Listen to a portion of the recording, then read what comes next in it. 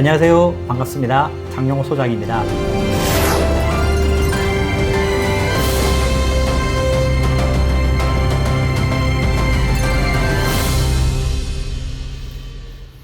안녕하세요. 트루에듀 입시연구소장 장용호입니다.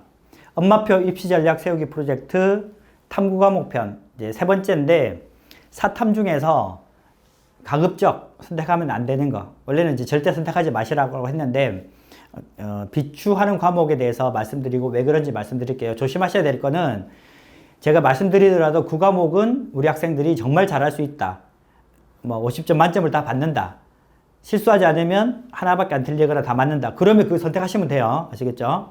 잘할 수 있는 과목이면 하시면 돼요. 근데 우리가 일반적으로 모든 과목이 비슷한 실력이다라고 했을 때 유리한 게 있고 불리한 게 있기 때문에 제가 말씀드리는 거거든요. 그래서 만약에 제가 이 과목은 절대 하지 마세요 이렇게 했는데, 그럼 그 가르치시는 분들이나 선생님들이나 좋아하는 학생들은 좀 싫어할 수도 있겠죠. 그렇죠?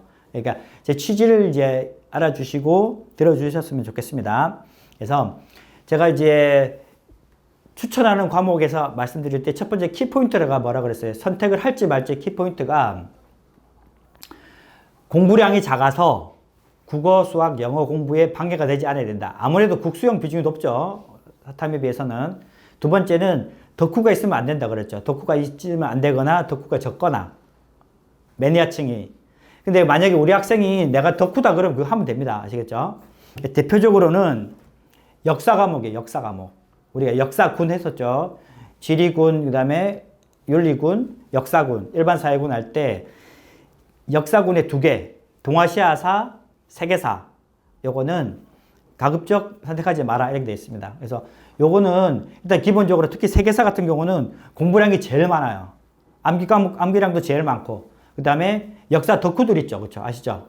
그래서 세계사 선택한 학생들 보면 그 학생 집에 가면 어릴 때부터 먼 나라 이웃 나라 10번씩 보고 막 그랬어요.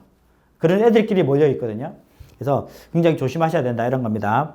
동아시아사도 마찬가지입니다. 동아시아사도 한국사, 일본사, 중국사, 베트남사까지 들어가 있어요. 그러니까 베트남에 대해서 하나도 모르잖아 우리. 근데 그걸 새로 배워야 되거든요. 그래서 이 두 개는 비추 과목인데, 그 이유가 역사 덕후도 많고 공부량도 많고 그래서 그래요. 우리 학생이 역사를 너무 좋아하는 역사 덕후다 그러면 할 수도 있습니다. 아시겠죠? 그 다음에 경제 과목은 또 하시면 안 돼요. 이게 사회문화는 15만 명, 그 다음에 생활과 윤리는 16만 명, 17만 명 선택하잖아요. 경제 과목은 5천 명 선택해요. 5천 명. 사탐 과목 9개 중에서 제일 선택자 수가 적어요. 왜? 매니아들만 하니까. 그 다음에 어려워요. 여기는 경제 과목은 공부량은 작은데 내용이 어려워요. 수요 공급, 그 다음에 뭐 경제 정책 뭐 그런 거 있죠. 그렇죠? 이게 뭐 한계 효용 뭐 이렇게 이제 미분 나오잖아요. 이게 한계 이 말이 미분하라는 거거든요. 어렵다. 선택자 수가 적다. 그래서 그냥 멋모르고 그냥 깔아주는 애들이 하는 게 아니다. 아시겠죠?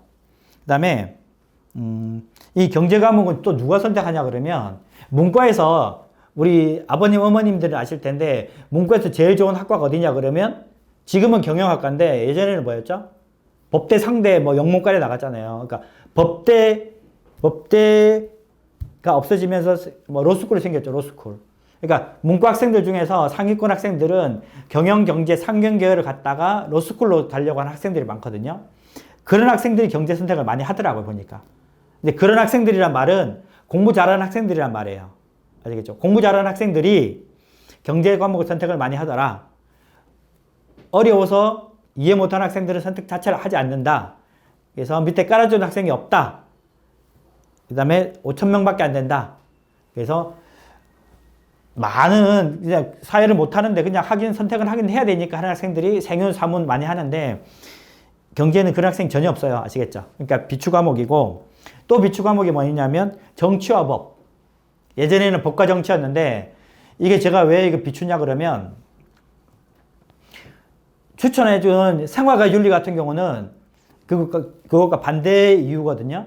생활과 윤리는 윤리라는 과목에서 생윤, 사문 이렇게 나눠졌어요. 생윤, 윤사 이렇게 나눠졌거든요.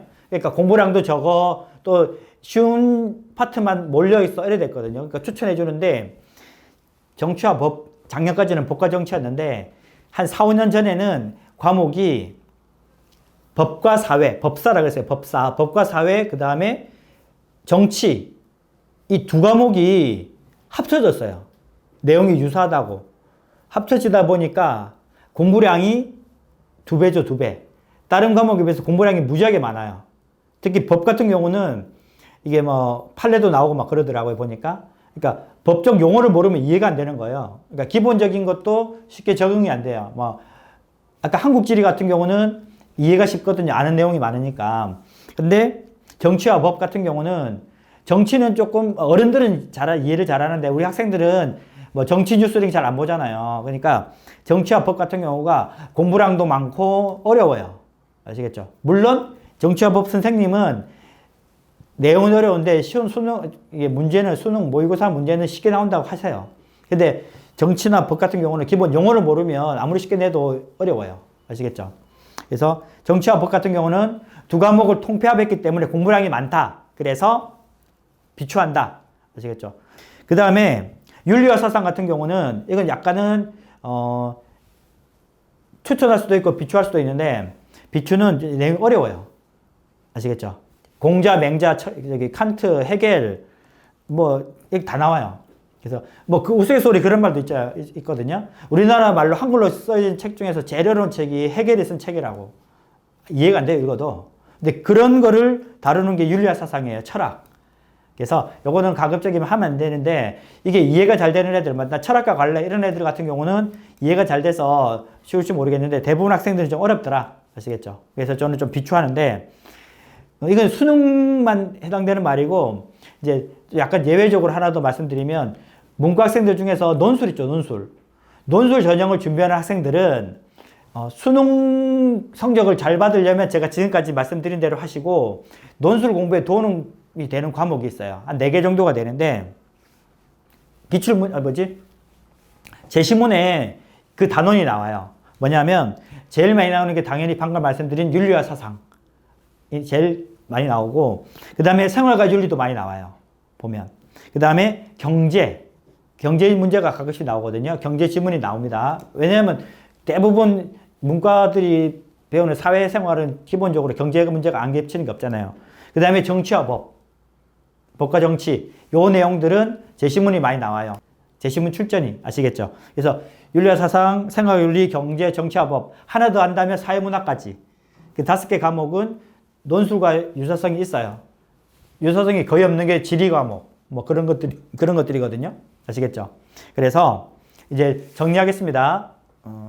사탐 과목은 9개인데 선택하는 요령이 공부량이 작아야 된다. 그 다음에 덕후가 없어야 된다. 이건데 우리 학생들이 내가 덕후다 그러면 그 과목 하시면 돼요. 제일 좋은 거 무관하게. 근데 비추 과목은 역사 과목 2개. 공부량이 많다. 그 다음에 선택자 수가 너무 적다. 덕후들만 하는 과목이다. 그 다음에 경제 과목은 너무 어렵다. 이해가 안 된다. 그 다음에 문과에서 최상 있고 공부 잘하는 학생들이 많이 선택한다. 선택자 수가 너무 적다. 그 다음에 정치와 법. 공부량이 너무 많다. 2과목이 합쳐져서 1과목이 됐다. 아시겠죠? 그 다음에 윤리와 사상. 조금 어려운 내용이 많다. 그 다음에 이제 수능과 무관하게 논술 준비하는 학생들 같은 경우는 윤리와 사상, 생활과 윤리, 그 다음에 경제, 정치와 법, 사회문화 요거는 수능으로 선택 안 하더라도 EBS에서 개념 강의 같은 거 무료로 강의라도 들으세요. 개념 강의를. 논술에 도움이 크게 되니까. 아시겠죠? 그래서 지금 사탐 과목에 대해서 유리한 과목, 불리한 과목에 대해서 말씀드렸습니다. 다음 시간에는 이제 과탐에 대해서 과탐 8과목이 있는데 어떤 과목을 선택하는지 유리한고 불리한지에 대해서 이게 매년 바뀌거든요. 그래서 이제 말씀드릴 테니까 기다려 주시면 감사하겠습니다. 다음 시간에 뵙겠습니다.